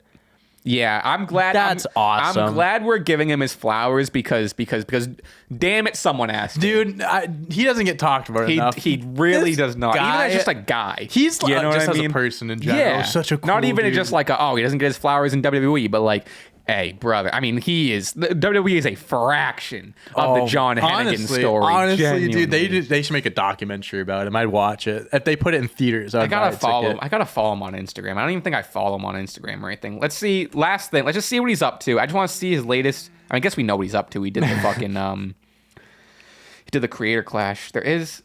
Look at him. Oh man. Husband of the Taya Valkyrie. I didn't even know who he until she showed up in AEW. Mm-hmm. I didn't know. She was she was in Impact Wrestling for a while. Oh really? Yeah.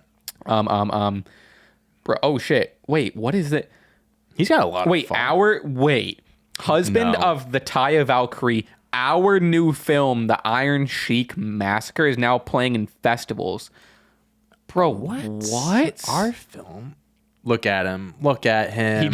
Sometimes he just posts old photos of him as Johnny Nitro in 2007. The gear was great. The jacket and everything. Look, he looks incredible. But all right, last thing I swear. We just have to look up what the fuck the Iron Sheik Massacre is. It's not about, is it about the Iron Sheik? I don't know. It has to be, right? I mean, it's an independent film is what John Morrison and Taya Valkyrie star in the Iron... A 24-minute horror comedy. It says. Fuck. What is this? We are late to this. This is like November news. And better late than never. It's still in his bio, so obviously it's stay humble, stay alive. PJ Black, PJ Black, Iron Sheik. PJ Black is Justin Gabriel, Karrion Kross. Isn't that what the fuck is this? Who's Super Panda? A group of go back up.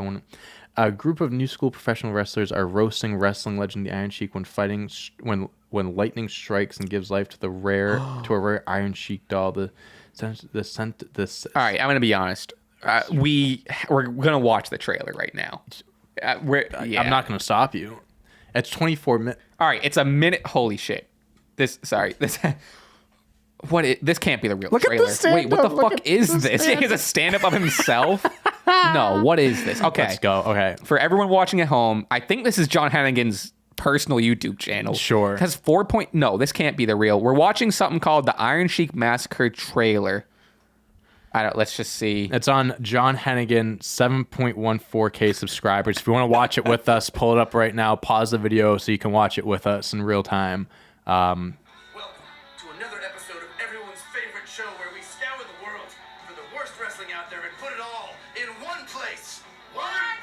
What the fuck?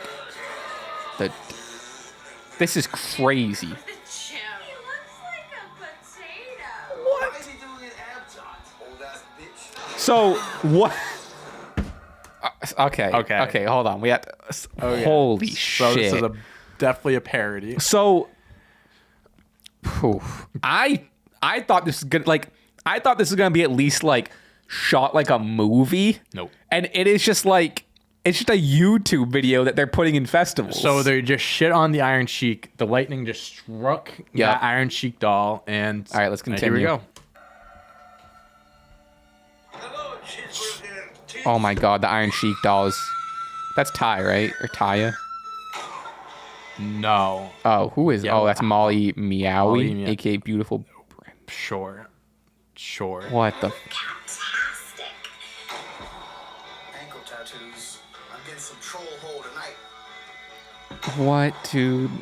PJ Black? Who's PJ Black? Justin Gabriel. Oh, that's just. Wait, what? That's Yeah. Justin Gabriel? He looks a lot different than he did a lot. Holy shit! Yeah, he's actually still pretty like. He's a very I good fuck wrestler, with Justin but he's like Gabriel. still floats around. Yeah. Holy shit! All right, here we go.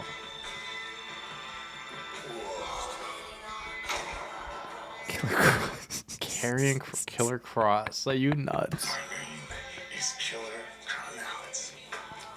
I've already seen that. Crash Bowl, Baba. What? This is insane. This okay? So Presley's a dog. This is like okay. I told you once we believe you can take me to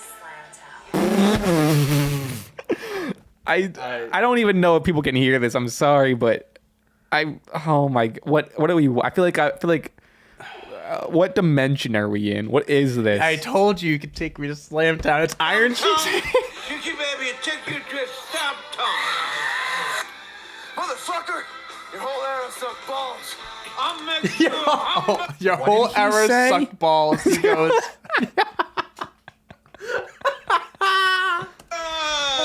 Got your ass now, bitch. I'll make you Oh, What the fuck? this is the whole movie basically. This is not what How is. is this? How do they spread this out to 24 minutes?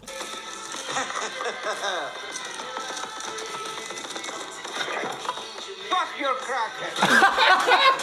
So the Iron Sheik must voice the dog. I would think so. Son of a bitch. All the heat you got from that. Hey, shit. Compared to right now. What are we? They CGI'd. Hey, Sophie. What? They CGI'd Hulk Hogan or fake deep whatever. They put Hulk Hogan's face on John back. Morrison. I need to just see That's this actually happen. like brilliant. Like I love that. Yeah, because they hate each other. Or he always makes jokes about it. Jesus Okay. Christ. Fuck your crackhead. Fuck your crackers. Son of a bitch. All the heat you got from that. Hey, shit. Compared to right now. Oh my God. What the fuck? This is. I'm sold.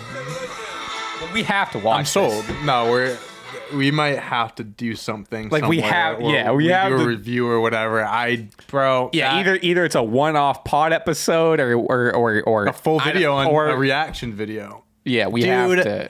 That I don't know what the fuck we just. I watched. am just so thrown off about what I just. That is in fucking 4.9 thousand. That's so funny. I don't even know what to. Why think. the Iron Sheik of all people? Probably only the first one to say yes. I think. Sure. Wow. You can take. I told you could take me to Slam. This is crazy. And like, I can tell what it was. Someone had an Iron Sheik doll, and someone had a camera, and they said, "Hey, I have a funny idea," and then here we go. They saw the Iron Sheik doll. They were smoking some weed, and they go, "Guys, I got a great idea. This doll comes to life, and it just kills all of us." I can't believe how silly it was shot. Like, I'm following the account on Twitter. I need updates. just in case there's a sequel.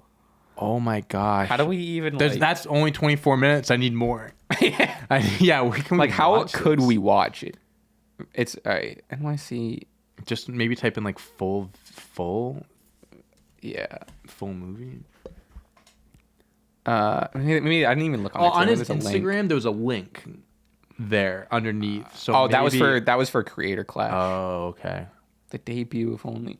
Yeah, is there like this might No, not we even gotta figure this we might out. not be able to watch it's this. actually great because like a good quarter of this podcast is just dedicated to John Morrison at this point, but I wouldn't want it any other way. There's no link in the bio or anything. you did say you want to be more of a movie guy, so I did. I'm adding this to my watch. Yeah, Oh, you know what? Let me Creative look it Flash up on Letterboxd. there's no is it on Letterboxd? What's the Iron Sheik? the Iron Sheik Massacre. There's no way it's on How do you spell Sheik?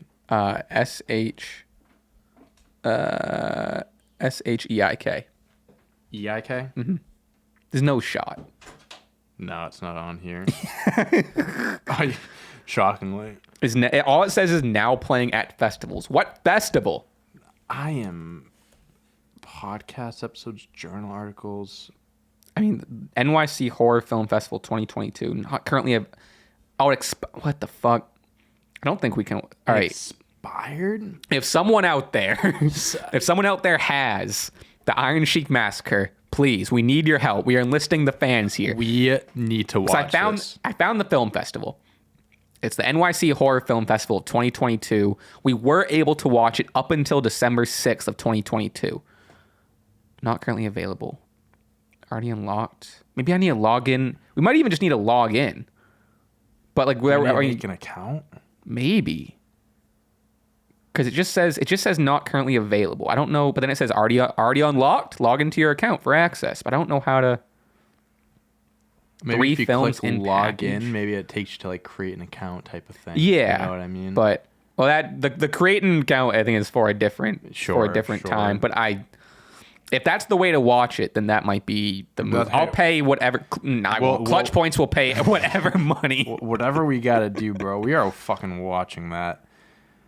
That's crazy. Yeah, what? We already saw that. Like the fucking They gave away the movie in the first. The 2 trailer minutes. is the whole movie. Then it's just there's just like little bits in between that to fill out the 20 minute gap. That's awesome. That was I'm so happy we watched. Yeah, that. we went down a rabbit hole. Okay, so where are we I now? mean, we can kind of. What were we even talking about that led to John Morris? Oh, we were talking about How did we get onto the creator? Because Ty Valkyrie. That's how we got onto from it. Jade Cargill to watching the Iron Sheik Massacre. That's awesome.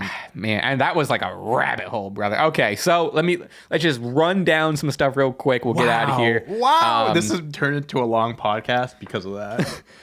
So basically, backstage, MJF offers Sami Guevara. All right, so anyway, backstage, MJF watching the Iron Sheik Massacre. MJF offers Sami Guevara a blank check and says, "I will give you the main event spot against me at Double or Nothing, but you just have to lay down and lose the match. But you've never been in a main event title spot, so like, you know, I scratch your back, you scratch mine." Sammy rates a crazy number on the check. Blah blah. Jay White defeats Commander, another person who's introduced to me. I didn't know who Commander was, but signed. Signed, yeah. but god damn am I sold.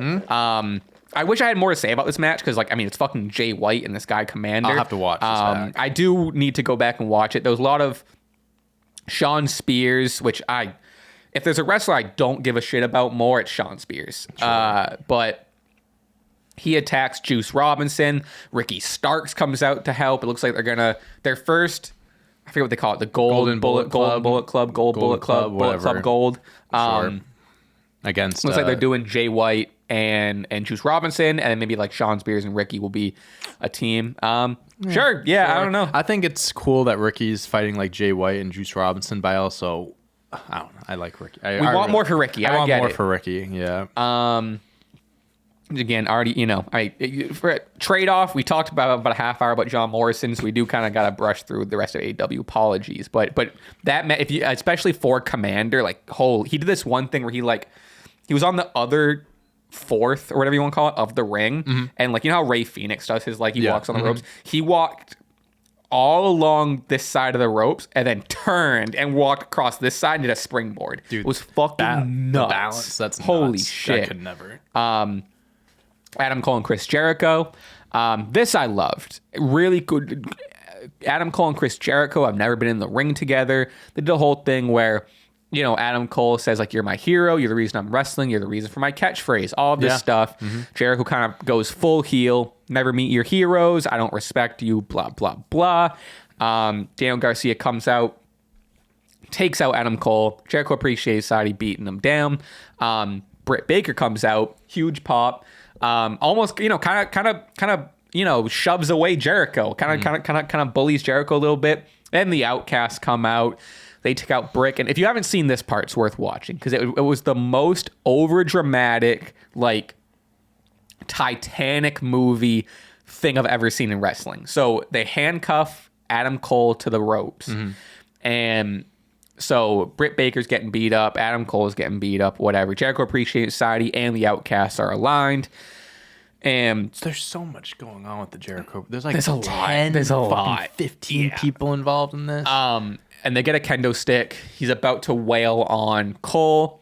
Ends up giving the kendo stick to Saraya. Saraya ends up beating the shit out of Britt Baker. And the two of them, I tweeted about this, but like Adam Cole and Britt are just like screaming for each other and like reaching. And they're going, Adam Cole is going, Britt, leave her alone. And she's, getting beat with a kendo stick. And it's not like that brutal. Yeah, I get and it. then and Britt Baker is go, Austin, and he's like, leave her alone. And it's the most like drum. And then like after they're both like, beaten up or whatever, like Adam Cole is still handcuffed reaching, and she's like in the center of the ring, just like so beaten up, and she's just like, can't quite it's the most like over dramatic, silly thing I've ever fucking seen. Okay, so I mean, this kind of aligns with the whole AEW All Access thing. So they're definitely gonna do like an Adam Cole Britt Baker versus like Jericho Saraya or something like that match, maybe, yeah. Or I mean, Adam Cole Chris Jericho straight up could just be it too. Yeah, but they're doing something. They're gonna do something, but all right, yeah, tie in more people to Jericho Appreciation Society. Why not?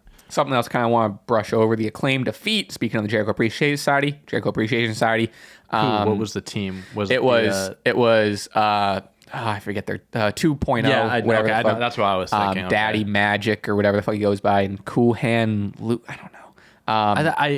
And Jake Hager. With no disrespect, I could give two shits about like there's just so much going on with that group. It's like the only people I really care about are Jericho, Garcia, I guess Sami. I don't even know if Sami Jake, is. He's like, I think he's in it, but he's just kind of like doing his own thing right now. And Jake Hager, I like him, but like he doesn't do anything. He's been in the company for so long, and I feel like he hasn't done shit. I'm honestly fine with his position. I'm fine. He's just kind of like he's the there. funny big guy that's in the group. Yeah, exactly. Like I have no issue with him, but he's just. This is probably his first time wrestling in a long time, though. He fought he fought someone a few weeks ago. Oh. Was it Brody King maybe? Maybe he fought someone like on Rampage or something like that, but he doesn't. I feel like he doesn't wrestle much at all. He has the hat. He goes, "I like this hat." I like the hat. I like the hat. That's a funny bit. I mean, my takeaway from this is like the Acclaimed are still so fucking over, even though they're losing the titles, they're still great. And then Billy fucking Gunn is he's just so fun to watch in the ring, and he was really hitting all the like the suck its and the, was it a 3-on-3 match? Yes. Sorry. Yes. Okay. So it was that 2-point whatever, and then Jake. Yes. Yes. Gotcha. Okay. Fun match for what it was. I mean, it was just cool to see like Billy Gunn. I like Billy Gunn getting involved in that. Oh, trios. That could be another cool trios team. That would be sick. That would be cool. Honestly, yeah, that would be fun. Why not? Last but not least, Sammy Guevara defeats Jungle Boy to move on in the tournament. Basically, they had a phenomenal match. I mean, these two are they're two of the best in AEW. They're the fucking pillars. They really showed it. High flying, crazy spots. Jungle Boy did this like this.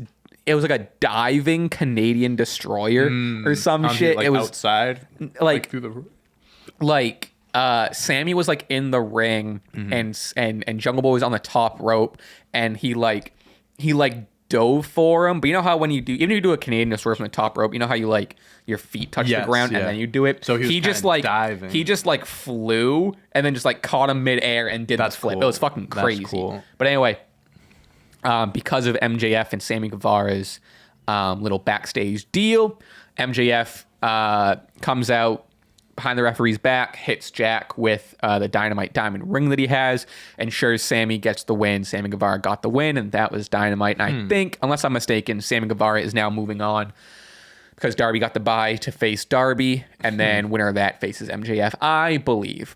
honestly, it's just a fun. It's not the most captivating main event story, but it's solid. Yeah, it's good and it's pretty fun. Yeah, I believe you. I think. I wonder if that'll play into the match next week, like Sami and Darby. So it's like MJF helps Sami beat Darby type of thing, and then they do the match, and like obviously it's like I'll pay you to take the pin. Like it goes for the pin, like obviously kicks out, and then it's like That's what I'm expecting Sami to go on and win with the help of MJF, and then like you said, like he just like fuck the money, and then he just doesn't lay down for MJF. Like that seems like what they're doing. I'm definitely sensing this is. I really would love the concept of him going through each one of them individually, cheating to win, and then I think that'd be cool because that's how you can stretch out it going into All In, because that's in August, and then now you're more sold on the 4-way, because then you saw like you saw what everyone can do. It's like, okay, well now that we've seen 4 great matches, now let's have this and also 4-way. Jungle Boy definitely hasn't had a match for the world belt. Sami hasn't. Has Darby fought for the world? I want to. I feel like he's had like one-off things. You would think that he has at some point. I know, like he's won the TNT belt a handful of times. I don't know if he's ever. Let's look it up. Championship match. John Moxley and Darby Allin clash in AEW. Yeah, so it looks like he's faced Mox. That might be an AEW. Click on that. It might be like a. Okay, so he has fought for the world championship. Okay. Damn, 2 years ago. That's crazy. Is this pandemic? Is there anyone in the stands? That's not many people there. Damn, that's crazy. Shit. Okay. Missed those days. Huh. Yeah. I missed when there were no fans.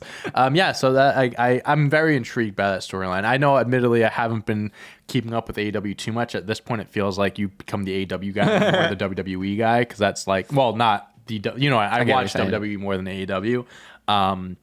But it seems like with the Elite, Bullet Club thing, Adam Cole getting involved again, the whole 4-way thing, it seems like they're doing stuff. And again, not to beat a dead horse, but like genuinely, again, not that they need him, but if with all of this going on and then they got the CM Punk signing, like it would be we are back. We're already back to like, this feels like prime AEW again, but like if they get that, then we're like it's competition. Whether again, people like him or not, CM Punk is a needle mover. He puts eyes on, like if he goes to AEW, you know how many people are gonna watch that first episode?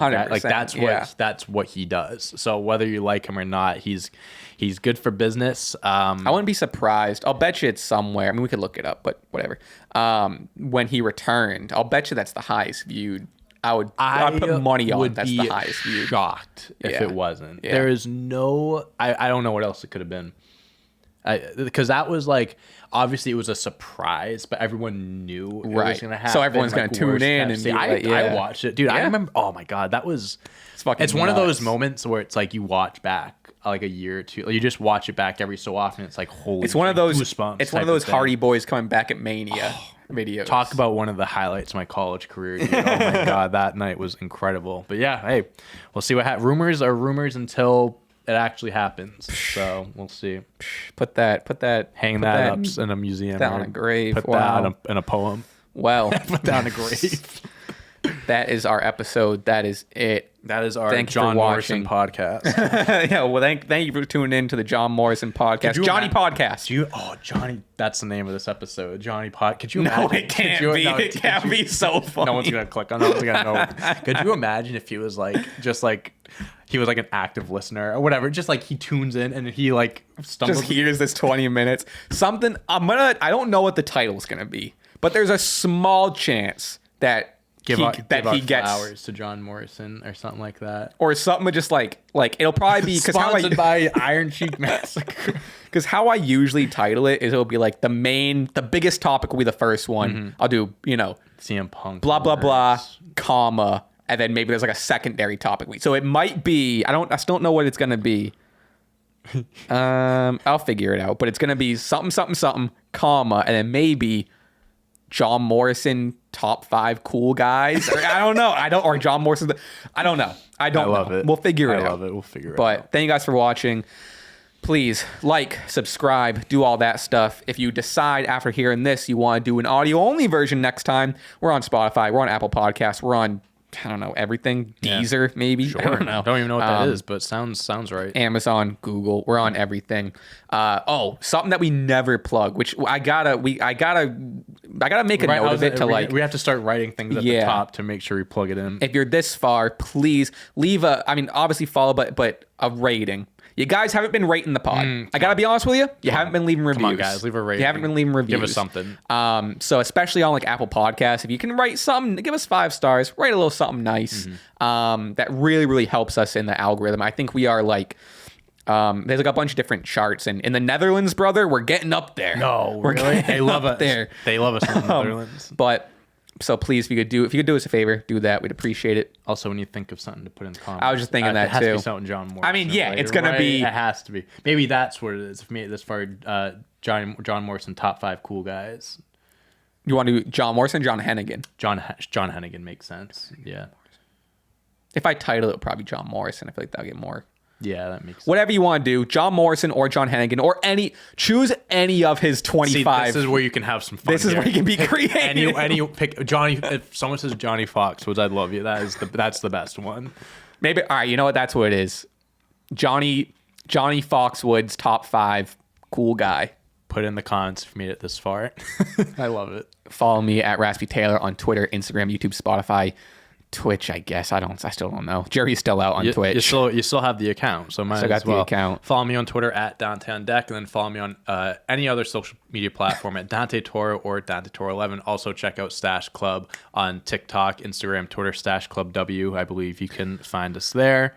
Just hit 80,000 on the TikTok. We're getting up there. Dude, even the Instagram. The Instagram has weirdly a lot of followers. Sometimes is it the reels that do it? What gets the followers all I do on there? Is post a reel. I mean, the Twitter account isn't crazy. Reels 5,300, but like yesterday we got like 100 followers or whatever. Like, hey, it's got to be the reels that do it. I think some of the reels do like some reels like get a certain amount of views. Like that one got 10,000, 43,000 the yearbook one. Yeah, I mean some of them do really well. So follow us on those accounts for all the content that we post. This and that.